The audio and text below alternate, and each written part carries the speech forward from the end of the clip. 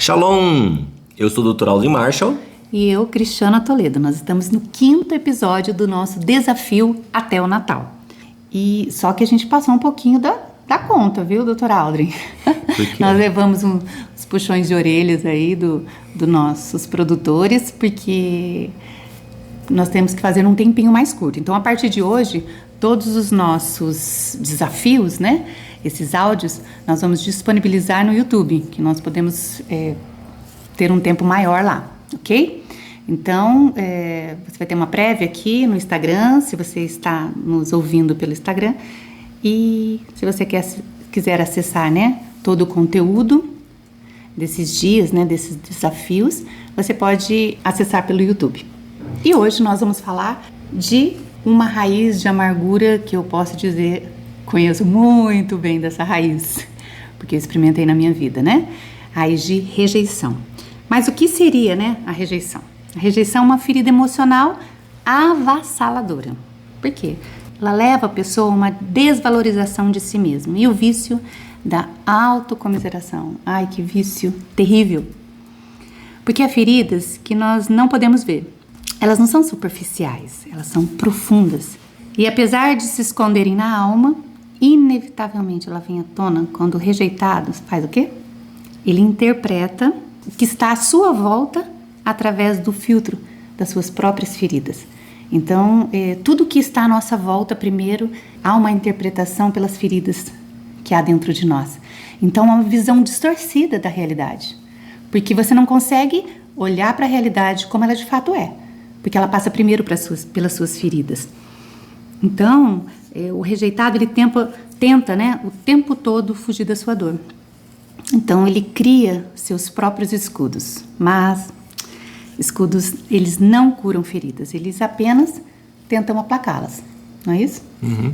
Interessante você falar sobre essa questão de escudos. Quando nós olhamos, estou pensando agora naquela passagem em que, quando Davi diz que vai lutar contra Golias, vai enfrentar Golias, Saul quer que ele vista o seu escudo, as suas armas, né? E você vai olhar, Saul, eu vejo dois exemplos na Bíblia muito explícitos sobre essa questão da rejeição, né?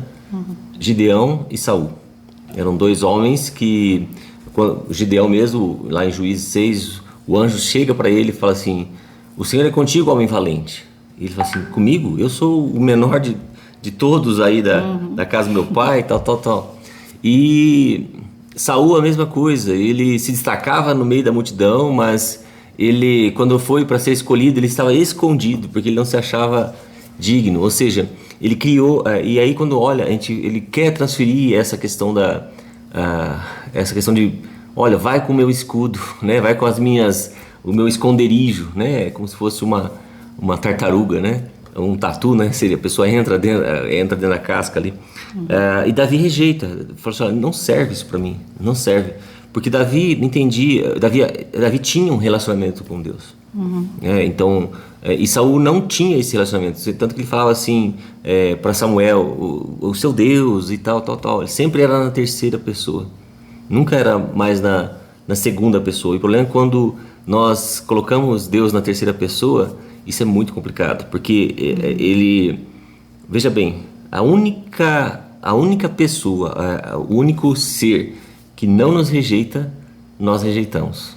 Nós não queremos viver segundo aquilo que Deus tem para nós, né? Deus é o único que nos rejeita, é o Pai que não nos rejeita, é o Pai que sempre nos acolhe, é o Pai que sempre nos coloca debaixo de suas asas, e nós não queremos viver essa realidade. Nós preferimos ficar buscando migalhas de outras pessoas que se tornam ídolos, porque elas ocupam o lugar de Deus. É verdade, porque a rejeição, ela tem uma fome compulsiva pela aceitação alheia. Mas você falou algo interessante, né? Deus não nos rejeita. Então, quando você descobre a sua verdadeira identidade em Deus, você reconhece em Deus a sua suficiente aprovação. Então, sempre quando nós olharmos para as pessoas buscando essa aceitação, porque o rejeitado, ele tem essa fome compulsiva, né, de agradar as pessoas, né, seja ele de tantas formas, né? Usando perfeccionismo, dando presentes, tentando fazer tudo certo para não desagradar ninguém, não conseguindo falar não, né? Então, você tem aquela fome compulsiva de aceitação, né? De ser amado, de ser aceito, de ser aprovado. E é incrível, porque aí você dá importância, uma importância muito grande para aquilo que as pessoas pensam a seu respeito. Quando você deveria dar importância àquilo que Deus pensa a seu respeito. Isso. Porque nós podemos ter um feedback diferente de cada uma daquelas pessoas que estão à nossa volta, a nosso respeito. Então, quando você reconhece, né, a sua identidade em Deus, você percebe a suficiente aprovação do Senhor. Aí você para de buscar aprovação alheia e você sabe que você já foi aceito, já foi amado, já foi aprovado por Deus, né? Através do sacrifício de Jesus ali na cruz. E isso é tremendo, isso é maravilhoso.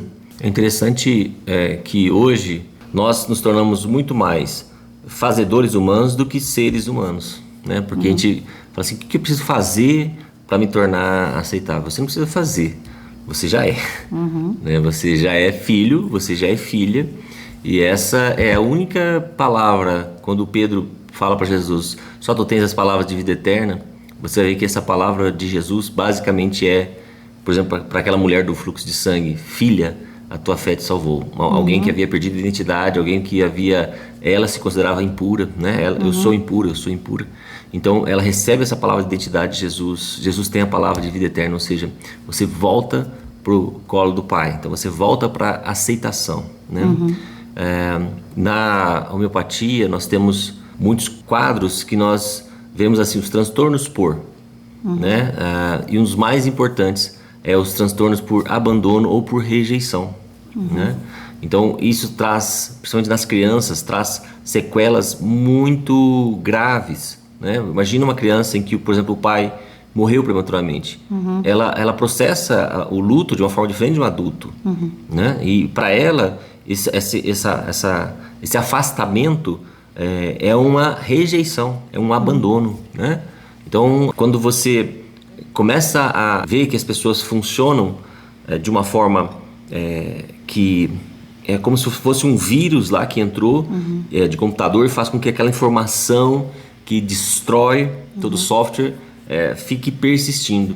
E aí, quando você entra com a palavra e quando você vive a realidade da palava, ela é um antivírus aí que limpa todo o software e faz com que realmente haja um novo tempo, uma nova realidade. Na verdade, a realidade que foi preparada para nós desde antes da fundação do mundo, né? Porque a Bíblia diz que o Cordeiro foi imolado antes da fundação do mundo, ou seja, a redenção não foi um processo só um remendo de Deus.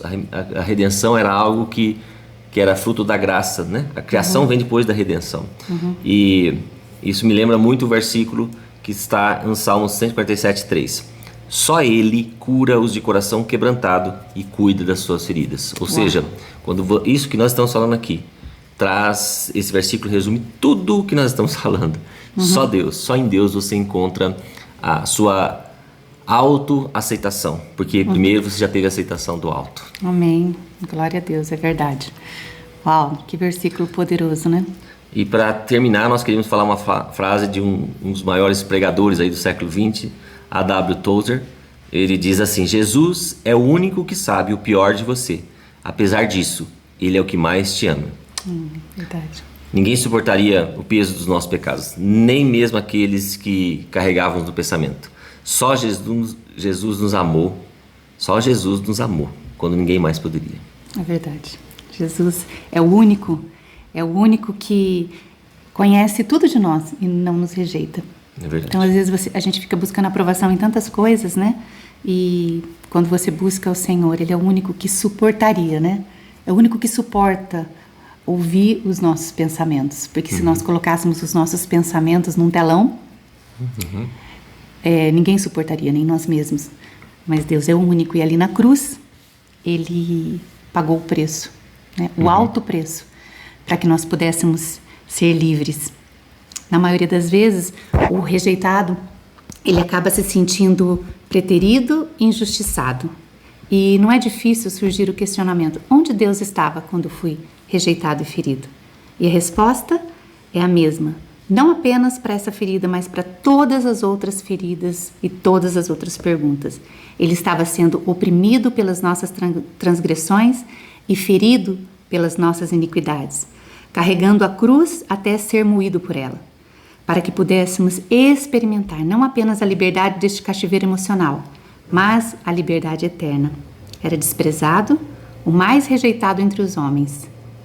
Experimentou tudo, desde uma coroa de espinhos, desde uma flecha entrando ali, né, no seu peito, cravado ali, uma lança, né, cravada ali em seu peito, tudo para que eu e você desfrutássemos a liberdade.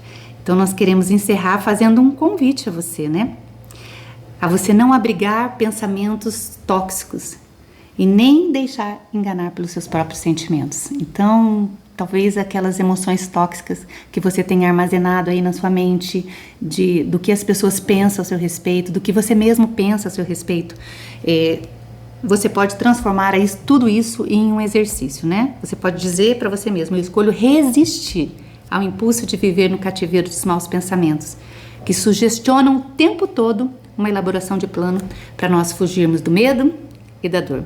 Então você precisa fazer essa oração de desistir, de insistir nos seus próprios recursos falíveis. O que são os nossos recursos? A preocupação, o desespero. Aí nós podemos simplesmente nos render às nossas emoções a Cristo, para que Ele faça tudo do seu jeito e no seu tempo. Afinal, não há maneira mais eficiente de expulsar o medo e superar a dor do que pelo verdadeiro amor, aquele amor que Ele conquistou ali na cruz por cada um de nós. Vamos fazer esse exercício, esse desafio durante esses dias? Trocar maus pensamentos pela palavra de Deus, aquilo que Deus diz a nosso respeito. E eu quero encerrar com um versículo que diz: este é o meu filho amado, em quem me alegro. Você é filho, você é amado e você alegra o coração do Pai. Amém. Deus te abençoe. Até amanhã, mais um episódio. Tchau.